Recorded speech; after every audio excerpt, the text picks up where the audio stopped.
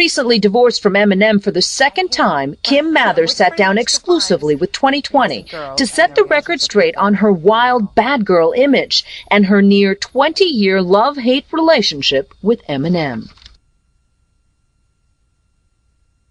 I mean, I guess we could talk to each other about anything. I guess that was a big thing in a relationship, but I don't know if he was a good husband or not, really. He's the only husband I've been with, so I can't compare him to anybody else. What kind of a dad is he? He's an excellent father. He loves the kids very much. Whenever there's anything, a field trip or anything that has to do with school or any of the activities that she's involved in, you know, he's always right there with her. If there's anything that, you know, if she's upset about something or needs to talk or just needs to be comforted, he's always lending a helping hand. You know, he always wants to be there for her. He's always asking her, you know, trying to stay involved in her life, you know, how she's feeling, how was her day, what's, you know, going on. He was just always there for her. It just seems like ever since he's got, you know, famous, blew up, our relationship went downhill from there, you know. He became arrogant and cocky, and everything that he did for me or the kids, he has to be praised for, you know. And, you know, he's so used to getting so much attention, people praising him for his work, that he expects that when he comes home, and it's not the same. I don't look at him like that, you know.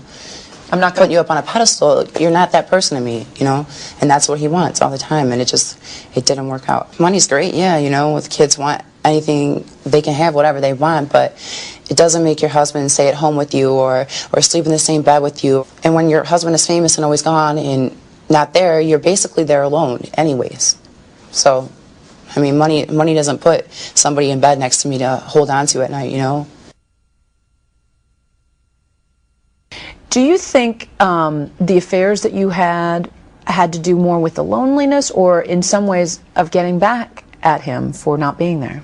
I just really wanted attention and love from somebody, you know? I was lonely and I didn't have very good self-esteem, you know? But a lot of people have affairs to get back at their lovers. Well, I'm sure that had something to do with it, too. For it's you. Probably everything. We both had our moments of infidelity. I can't even count on one hand, you know, both hands how many times he's done it. But I'm not out there, you know, publicly humiliating him and putting all of his faults out there for the whole world to, you know, criticize him over. I was embarrassed. I was humiliated. I cried. You know, I have to make sure that my kids don't hear it. And then I always just wonder what people think of me, you know. You know, it's not a good feeling. What made you cry? Just the lyrics and the fact that he is supposed to be the man that loves me and is supposed to protect me, you know, from being hurt. And here he is completely and totally disrespecting me in the worst way possible in front of millions of people. And in front of our kids, my family, my friends. And now it just makes me angry because of what everyone thinks of me and the fact that now I realize, you know, there must not have been much love there, you know, for him to do that. And I wasted so many years thinking there was.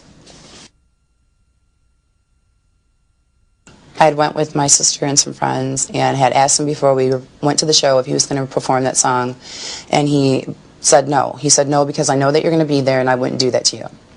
And I was there in the middle section on the main floor, and sure enough, he decided to do that song and not only perform the song but use blow-up dolls to reenact like me being choked and just disrespectful things to the blow-up doll, and then threw the doll into the crowd. Like, for him to do that in front of thousands upon thousands of people, knowing that I'm out there and just watching everybody else sing the words and laughing and jumping around in like approval of I couldn't take it. I don't know. That's complete spite. I mean, especially knowing that you're going to be sitting, you know, in the front row right there. And I immediately left after that. You know, I got into a car accident on the way home. I was so upset.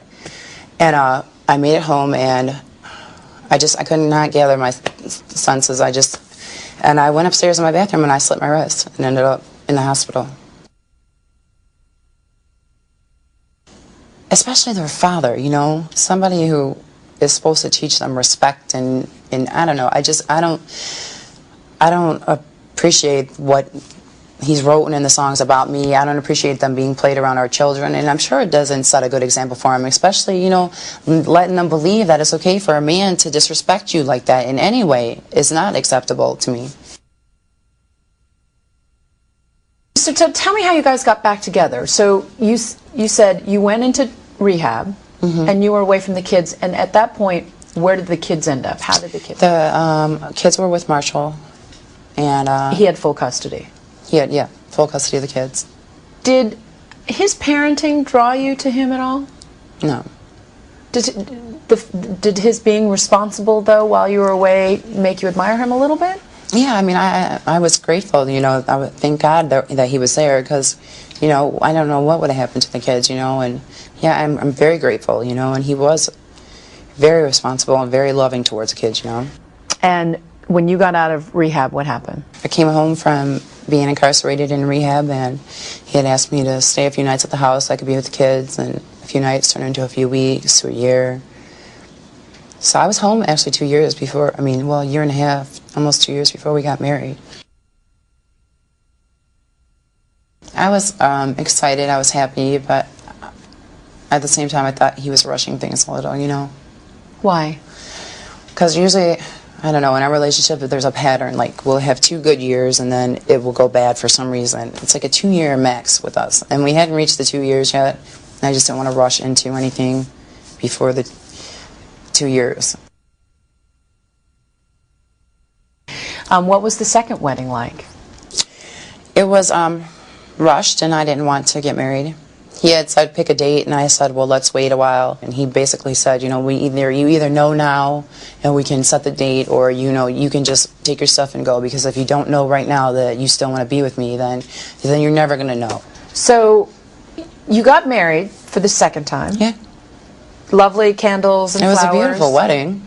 Describe it for me. I had the big dress, and all of our family and friends, and the kids read, and they were all beautiful. I mean, he had our kids read at the wedding, you know? It was gorgeous. It was beautiful. I loved it. I loved every minute of it. But shortly thereafter, things went wrong. Yeah, he left our home February 25th. He actually physically left the home. What happened? There was a disagreement between me and his brother. About what? Inappropriate behavior that his brother had, yes, and that's what it was. And then the next morning, there was a note in the bathroom that said, I'm going to the other house, I need to clear my head. I'm still confused about the whole thing. It's baffling to me. It's baffling to me, too. He didn't even come around for a month after that. Like, he didn't come see the kids, he wasn't calling me, he didn't return phone calls. I didn't know what the heck was going on. And then his attorney's assistant comes to the door and serves me papers. Did he break your heart? Yeah, this time he did. How did he do that? Because I feel like he just used me this time. He used me, and he didn't just hurt me this time. He had our kids read at our wedding. And then, 40 days after our marriage, he walked out because of an argument with his brother. We've made it through me being incarcerated, rehabs, different boyfriends and girlfriends, and an argument with his brother was enough to leave. There has to be something else going on. I just don't know what it is. I've never went public with anything personal of his. I was always I didn't want to, because I always thought in the back of my head, I know we're going to get back together, and if I do or say anything, you know, for the world to hear or to know, I was afraid that, you know, he wouldn't be able to forgive me for that, and that we wouldn't be back together. And I always held on to that and never wanted to ruin that. And now? Now I know that it was not meant to be, and I don't have feelings for him like that anymore. In a statement to 2020 released through a spokesperson, Eminem says, "For the sake of our children that we raised together, I have made a decision to not participate in matters such as this."